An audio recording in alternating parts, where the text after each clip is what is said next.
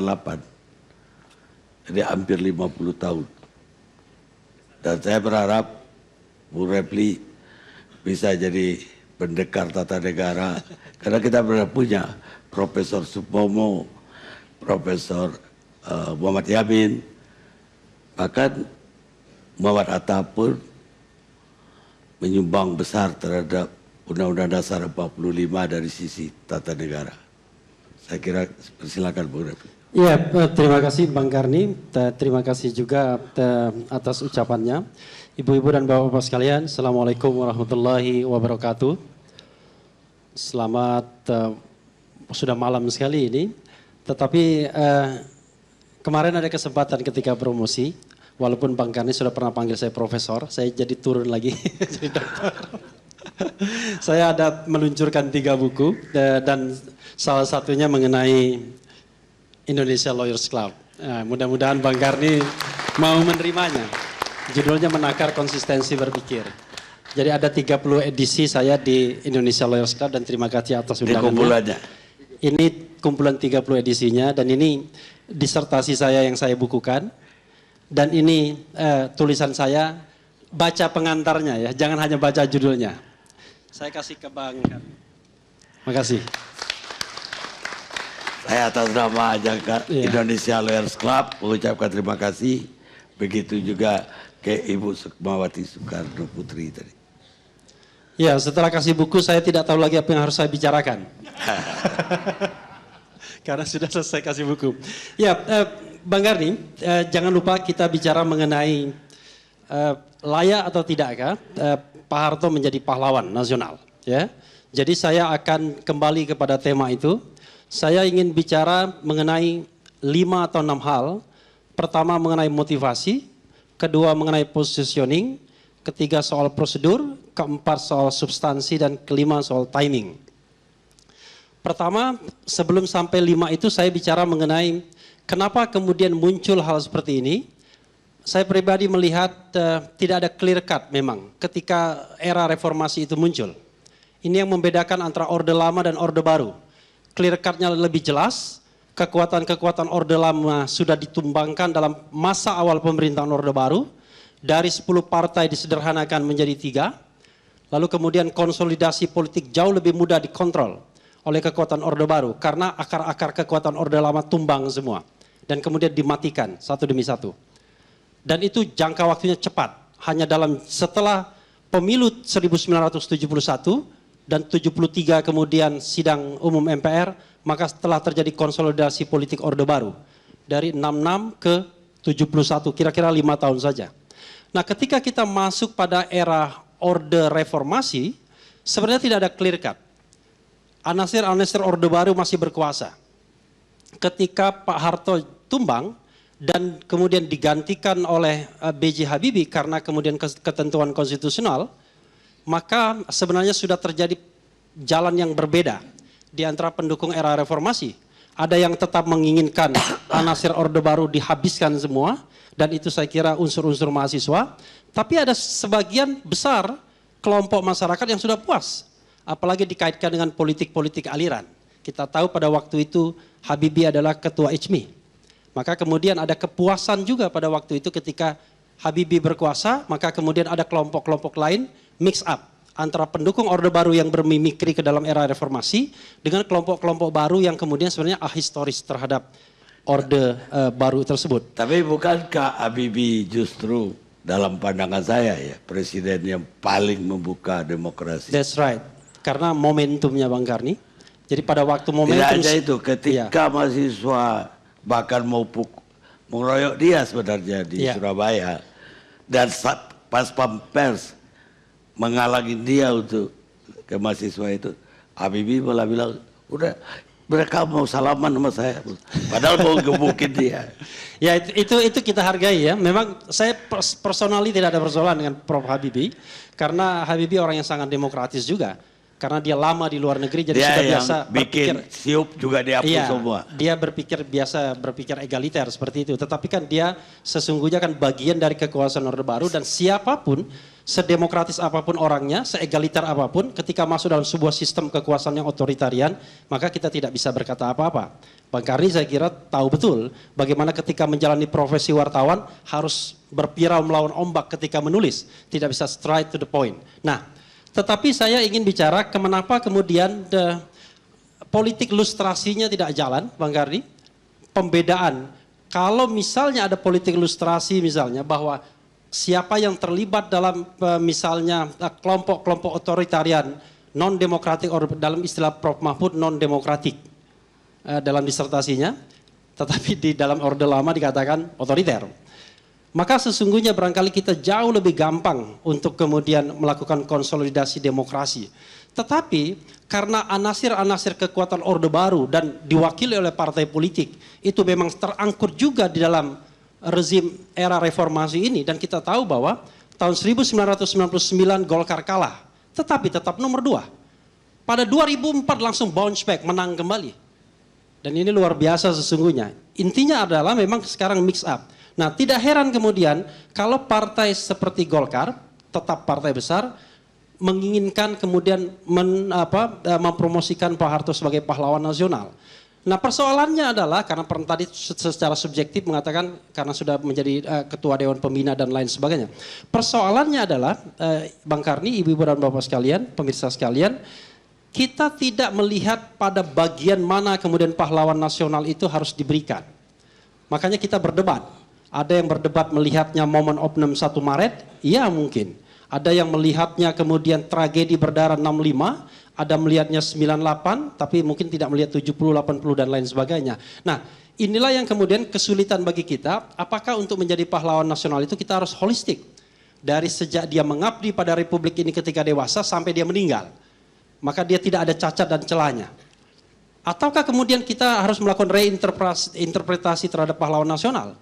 Seperti dikatakan Fadlizon tadi, pahlawan nasional cukuplah mereka yang mempertahankan kemerdekaan atau mereka yang berjuang merebut kemerdekaan. Sisanya kita klasifikasikan gelar dan tanda jasa lainnya. Nah, karena ini tidak diklasifikasikan, maka kemudian terjadi pro dan kontra, terjadi penolakan-penolakan dan lain sebagainya. Tentu kan kita tidak bisa mengabaikan jasa-jasa yang sudah diberikan setiap orang di Republik ini. Tetapi kita juga tidak bisa melupakan bangunan-bangunan otoriter kemudian ketika yang bersangkutan berkuasa. Saya membayangkan misalnya ibu-ibu dan bapak-bapak sekalian, kalau pemerintahan Orde Baru tidak berkuasa 32 tahun, saya membayangkan mungkin bangsa kita ini sudah menjadi bangsa yang jauh lebih besar. Dengan HDI, Human Development Index yang barangkali jauh lebih hebat. Tapi sekarang kita kan ketinggalan. Kita ketinggalan setback dibandingkan negara-negara yang kurang lebih baru merdeka. Ya, kita merdeka tahun 45, coba bandingkan dengan negara-negara yang hancur lebur seperti Jepang, Korea dan lain sebagainya, Singapura, Malaysia dan lain sebagainya, yang berangkatnya sama. Kita jauh ketinggalan. Nah, kita tidak boleh lupa itu. Tetapi dari sisi prosedur, ya siapapun boleh. Ya, siapapun boleh menurut saya untuk mengusulkan siapa yang ingin menjadi pahlawan nasional. Tetapi alangkah baiknya kalau seandainya pengusulan itu jauh lebih demokratis, berasal dari akar rumput dan lain sebagainya. Tetapi kan kita tidak tahu. Kita kan selalu bicara ini politik. Selalu saja ada kelompok-kelompok politik tertentu yang ingin mendorong, tapi ada kelompok politik yang lainnya selalu ingin menolak. Maka sesungguhnya kalau saya katakan ibu-ibu dan bapak-bapak sekalian mengenai pahlawan nasional Pak Harto ini isu elitis sesungguhnya. Bukan isu akar rumput, isu elitis saja. Baik antara yang mendorong maupun yang menolak. Dari sisi substansi yang ketiga, tadi sudah saya singgung kalau kita bicara substansi. Pada substance mana, pada substansi mana kita mau berdiskusi bahwa Pak Harto layak menjadi pahlawan nasional. Kalau kita bergerak hanya pada misalnya serangan umum 1 Maret, that's right, pasti layak. Kalau kita bicara misalnya bonanza, booming minyak pada tahun 70-an, yang dikatakan Bang Karni, di mana ekonomi kita kuat sekali, mungkin layak. Tapi dalam perspektif politik, seperti juga disertasi Pak Mahfud, sangat tidak layak. Karena justru pada masa pemerintahan Pak Harto, kita mengalami tidak ada demokrasi. Kita semua mengalami, saya mengalami 9 tahun paling tidak, sejak mahasiswa sampai kemudian Pak Harto tumbang, bagaimana sulitnya bersuara. Bagaimana kemudian kita mengalami ketakutan. Tidak memilih dalam pemilu pun ditangkap dan lain sebagainya dan lain sebagainya. Saya punya skripsi diambil lagi oleh dosen saya. That's right. Dari library supaya tidak diperiksa. Coba bayangkan, saya membuat skripsi, kesimpulannya jangan dikatakan bahwa A harus B. Kenapa? Kalau A nanti bahaya dan lain sebagainya. Coba bayangkan, ketakutan kita pada relung akademik pun terjadi pada era Orde Baru. Bagaimana kalau pembangunan sumber daya manusia dalam era seperti itu? Kalau seandainya ada ruang kebebasan, barangkali jauh lebih besar bangsa ini, jauh lebih menghasilkan orang-orang hebat. Tetapi karena ruang itu tidak ada, maka kemudian kita masih menjadi bangsa yang Human Development Index-nya agak turun dan kurang bahkan. Nah, saya tidak menolak untuk mengatakan substansi-substansi yang seperti dikatakan Pak Kiflan, substansi yang dikatakan oleh Pak Nurdin Halid, Fadlizon, dan substansi lainnya yang barangkali juga Pak Aim Fatwa yang juga mengatakan bahwa ada jasa-jasa tertentu. Tetapi sekali lagi, pertanyaannya adalah untuk menjadi pahlawan nasional, holistik atau parsial kita menilai seseorang. Kalau kita bicara holistik, maka kemudian masih terjadi pro dan kontra hingga saat ini mengenai positioning yang tema berikutnya. Kalau kita bicara tentang positioning Pak Harto, maka kalau saya katakan negatif, netral dan positif, kita masih berdebat. Apakah dari segi image citra sudah positif, apakah masih negatif, apakah netral saja. Ini yang menurut saya belum selesai perdebatannya di bangsa ini saat ini ketika kita bicara untuk mempahlawankan Soeharto. Terakhir soal timing. Ibu-ibu dan bapak-bapak sekalian, pada era Orde Baru mungkin tidak akan pernah terpikir untuk mempahlawankan Soekarno. Bung Karno baru menjadi pahlawan nasional 3 tahun yang lalu ya. 2012. Bayangkan setelah tahun 45 dan lain sebagainya. Presnya tahun 86. That's okay. Pokoknya yang jelas resminya 2012 ya. Mungkin orang lupa, mungkin juga karena orang tidak berani. Yang saya tahu adalah mendengarkan pidato Bung Karno saja yang dijual di kampus UGM itu harus sembunyi-sembunyi. Tadi Bu Sukma memberikan saya pidato Bung Karno dan saya kira walaupun ditunjukkan di TV, saya tidak akan ditangkap pada era ini. Kan begitu. Tapi pada era Orde Baru, membeli pidato Bung Karno itu kita bisa ditangkap. Sama subversifnya. Tetapi kita juga memang tidak boleh lupa bahwa kalau kita bicara... saya juga agak kepingin dilupain bahwa itu warisan dari Orde Lama. That's right, saya mau bicara begitu juga. Kalau kita bicara fase kehidupan berbangsa dan bernegara kita, orang hukum tata negara kan biasanya membagi fase. Pak Mahfud juga membagi fase itu. Fase demokratis kita 45 sampai 59. Fase otoriter kita menurut disertasi Pak Mahfud 59-66. Dan fase non-demokratik kita, saya yakin Pak Mahfud karena dipengaruhi oleh masa pada waktu itu untuk mengatakan otoritarian juga barangkali ada intervensi di akademik di sana non-demokratis. Begitu kan Prof ya? Jadi fase Orde Baru adalah fase non-demokratis. Tapi intinya adalah kebangkrutan kita sebagai sebuah bangsa memang dimulai 59 kalau kita bicara freedom atau kebebasan. Baru kita merasakan kebebasan ini tahun 98. Orang bisa menulis apa saja, orang bisa berbicara apa saja dan kita selelah kadang-kadang. Tetapi bagi saya, ada ILC juga Indonesia Lawyers Club. Tetapi bagi saya jauh lebih baik ada era kebebasan daripada kemudian tidak ada era tersebut. Makanya kemudian ada filsafat Cina mengatakan ada suatu daerah di mana mereka lebih senang hidup di sana walaupun keluarganya dimakan serigala, dimakan binatang buas. Karena di situ adalah tanah kebebasan ketimbang dia hidup di tanah yang terlihat makmur tapi tidak ada kebebasan. Saya memilih untuk menjadi hidup di tanah kebebasan ini. Karena itu sekali lagi, kalau kita ingin menjadikan Pak Harto, saya merasa terakhir timingnya barangkali belum saatnya, belum tepat. Karena masih ada kontroversi yang luar biasa. Masih ada pembelahan di masyarakat, masih ada motif-motif politik yang mengiringinya, dan kadang-kadang motif politiknya itu sangat singkat saja, 2019 dan lain sebagainya. Karena itu nantilah, barangkali ketika kita ada clear cut, tidak ada lagi yang pro dan kontra, tidak ada lagi pengikut Pak Harto, tidak ada lagi kemudian orang yang membenci Pak Harto secara direct langsung karena mengalami hal-hal tertentu, pada saat itulah barangkali kita bisa mempahlawankan Pak Harto dengan satu objektivitas pada momen oknum yang mana dia pantas disebut pahlawan dan pada bagian mana sesungguhnya dia telah merusak bangsa ini. Wabillahi taufiq wal hidayah. Wassalamualaikum warahmatullahi wabarakatuh. Kalau beliau ini ngomong sampai kita nggak bisa interupsinya di mana gitu loh, karena mengalir terus. Sekarang Profesor Mahfud sebagai closing nih. Terima kasih. Ya, terima kasih Bang Karni. Pada tahun 98 itu saya ikut demonstrasi besar-besaran untuk menjatuhkan Pak Harto. Saya pegawai negeri sipil, tetapi pada waktu itu saya di Jogja bersama teman-teman, ada 87 perguruan tinggi pada waktu itu bergerak bersama-sama agar Pak Harto turun. Ketika Pak Harto kemudian mengumumkan akan melakukan reshuffle dan akan mempercepat pemilu, kami dari Jogja berteriak, tidak ada reshuffle, Pak Harto harus turun. Sehingga pada saat itu Pak Harto kemudian sesudah mengambil 11 tokoh agama itu, pada akhirnya 2 hari kemudian berhenti juga. Artinya pada waktu itu kita bertaruh juga, kalau Pak Harto tidak jatuh, orang-orang seperti saya ini habis sudah pada waktu itu. Tetapi pada waktu itu ada Amin Rais, Lukman Sutrisno, puluhan ribu orang berbaris di Jogja menuju keraton agar Pak Harto turun dan tidak bisa ditawar. Itu pengalaman saya tentang Pak Harto. Yang kedua, pada tahun 78, saya adalah mahasiswa baru yang untuk pertama kali ikut demonstrasi mahasiswa di Indonesia yang isunya minta Pak Harto diganti. Sebelum itu tidak ada demo minta Pak Harto diganti. Ada tahun 74 Malari itu tidak minta Pak Harto diganti, itu demo untuk modal asing, untuk dominasi Jepang di sini. Tapi 78 saya ikut demo yang kemudian waktu itu ditembaki mahasiswa, ada yang masuk penjara, korbannya seperti Heri Ahmadi, Rizal Ramli, Magdir Ismail dan sebagainya itu yang kemudian dipenjarakan pada tahun 78 itu.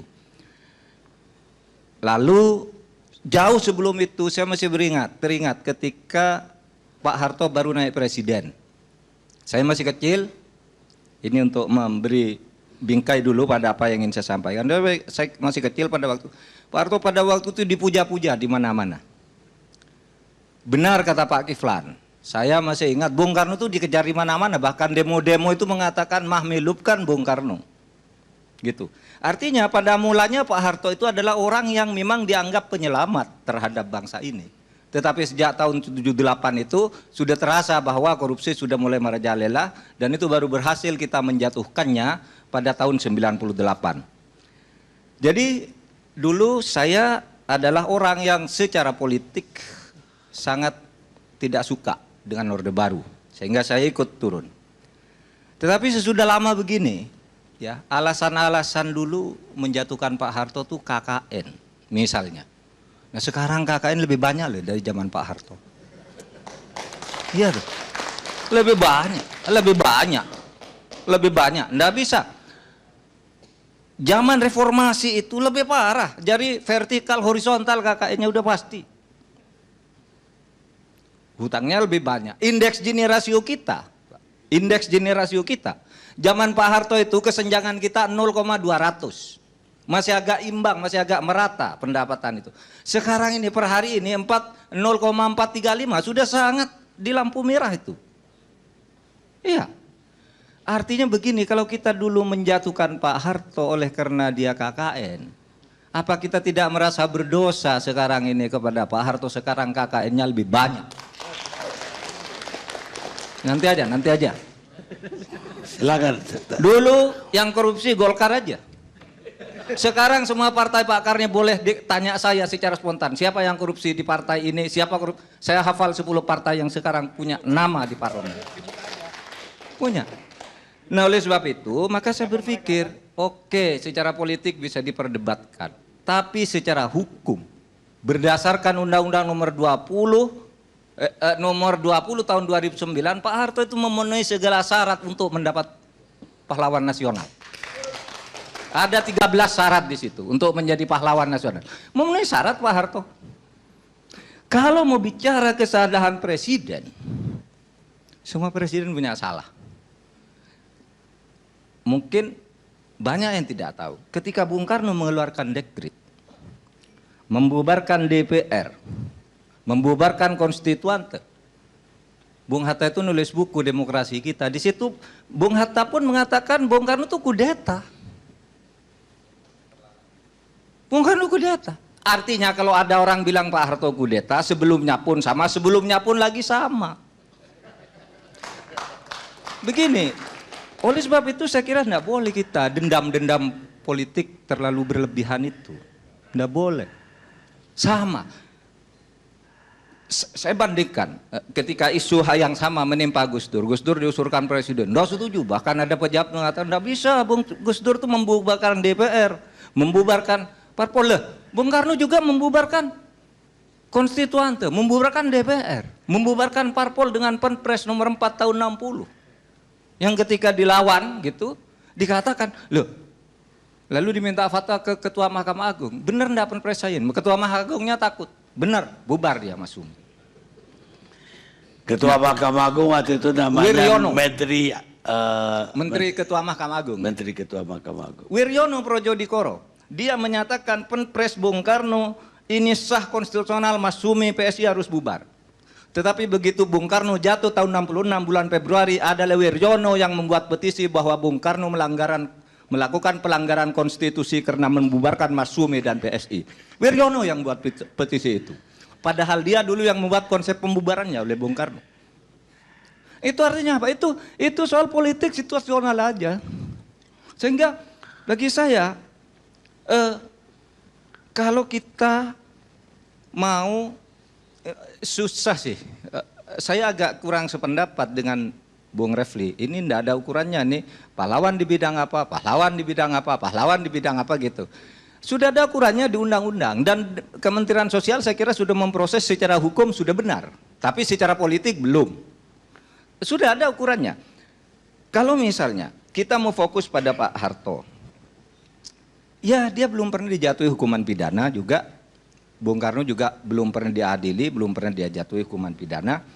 Kemudian malah sekarang itu orang mulai kampanye rindu ya zaman Pak Harto gitu. Saya tidak rindu sama sekali. Tapi sekarang kan sudah dikampanyekan. Dan ini seluruh proses reformasi sejak awal kita nih menjadi semakin jelek bukan semakin baik, kecuali di dalam kebebasan berpendapat, berorganisasi dan sebagainya. Tapi korupsinya makin merata sekarang ini. Angka kesenjangan tadi, kemudian indeks persepsi korupsi kita di dunia internasional. Masa kita memperbaiki naiknya setahun dari tahun sesudah 18 tahun reformasi dari 2,4 cuma jadi 3,6, belum mencapai angka untuk lulus tuh minimal kan 5,5 lah. Ini masih 3,6 sekarang ini. Nggak ada perubahan sama sekali sebenarnya dalam perbaikan ini. Nah, oleh sebab itu, kalau bicara Pak Harto, ya Pak Harto itu sudah berhasil lah membangun ekonomi. Bahwa dia salah, ya salah. Presiden sebelumnya juga salah, presiden sebelum lagi salah, gitu. Oleh sebab itu, kenapa pinjam istilah Pak Fatwa, ini orang-orang yang sangat hebat semua, sangat mulia hatinya untuk bangsa ini. Kenapa tidak semua presiden yang pernah menduduki jabatan itu dengan segala jasanya kita anggap pahlawan aja lah. Saya terus terang, saya pergi ke Sumatera gitu, ke Simalungun gitu, ada satu pahlawan nasional. Ini pahlawan nasional, waktu itu Bung Karno tidak, saya mau nangis. Masa Bung Karno tidak, orang seperti ini ada makam pahlawan nasional namanya, seorang kolonel. Sehingga kita waktu itu dukung Bung Karno pahlawan. Meskipun sebenarnya kalau menurut undang-undang, dengan adanya pahlawan proklamator itu, Bung Karno itu tidak perlu pahlawan nasional lagi, karena sudah di dalam undang-undang itu disebutkan yang dimaksud pahlawan nasional sudah mencakup pahlawan proklamator, pahlawan ampera, pahlawan macam-macam lah. Udah masuk semua. Bung Karno dapat 2 nih. Dapat 2 loh pahlawan Bung Karno. Kalau menurut undang-undang. Gitu. Nah, oleh sebab itu, saudara, saya kira mari kita sekarang ini berdamailah dengan sejarah. Saya ingin katakan bahwa siapa yang menentukan memberi atau tidaknya itu, pertama harus dikatakan bahwa untuk menjadi pahlawan itu bukan hak orang yang akan mendapat pahlawan, bukan hak. Kalau hak itu bisa dituntut sampai habis. Pahlawan itu adalah hak presiden untuk memberi. Oleh sebab itu, karena itu hak presiden, dewan gelar dan macam-macam itu hanya membantu presiden. Ini tergantung pada kearifan presiden menilai para pemimpin-pemimpin kita yang lalu itu. Kalau bicara Pak Harto jeleknya ya banyak sekali, baiknya juga banyak sekali. Misalnya Karena saya katakan dulu kan didukung pada awal Orde Baru, tapi lama-lama korupsi. Kalau menurut Pak Sumitro itu kan sejak tahun 78 Pak Harto mulai korupsi kan pada waktu itu. Sejak itu pula mahasiswa mulai, maksud saya pemerintahannya korupsi, penuh KKN gitu. Tapi sejak itu pula kemudian mahasiswa berusaha menurunkan Pak Harto dan itu baru berhasil 20 tahun. Nah, jadi sekarang yang menentukan adalah presiden, itu hak presiden. Kalau hak itu bisa dituntut dan bisa tidak. Oleh yang memberikan, bisa diberikan, bisa tidak. Nah, oleh sebab itu kearifan presiden menurut saya kita tunggu. Dan kalau saya sangat bergembira dan bersyukur Bung Karno itu sudah diberi gelar pahlawan nasional, dan saya berharap Pak Harto pun, Gus Dur pun, SBY pun nantinya. Tapi kalau Pak Gus Dur, SBY itu belum berhak mendapat pahlawan nasional, bukan karena pelanggaran. Karena yang dikatakan pahlawan itu harus sudah meninggal. Kalau belum meninggal tanda jasa namanya. Oleh sebab itu yang mintakan pahlawan nasional untuk Gus Dur itu Gus Dur sudah wafat ya, Pak SBY yang belum. Boleh, Gus Dur boleh diajukan. Boleh diajukan Gus Dur sekarang ini. Iya, boleh. Dan kita menurut saya sangat layak juga didiskusikan bagaimanapun. Ini orang baik-baik semua lah, pada masanya diperlukan. Dan segala tindakannya pada waktu itu juga diperlukan saat itu. Sekian, Assalamualaikum warahmatullahi wabarakatuh. Saya kira senada antara Profesor Mahfud dengan tinjauan tata negaranya dan AM Fatwa dengan pengalaman pribadinya sendiri yang keluar masuk penjara. Jadi kalau Pak Mahfud keluar masuk kampus, beliau kampus juga, tapi namanya kampus kuning. Kampus kuning itu tempat tahanan politik, Pak. Dan dia keluar masuk, yang penting dua-duanya lebih cenderung melupakan yang jelek dan mengambil yang baik dari semua presiden kita yang ada. Dan memang benar, kegelapan itu tidak bisa menyingkirkan kegelapan. Kebencian juga tidak mungkin menyingkirkan kebencian. Hanya cinta yang bisa menyingkirkan kebencian. Martin Luther King. Kita ketemu LC yang akan datang.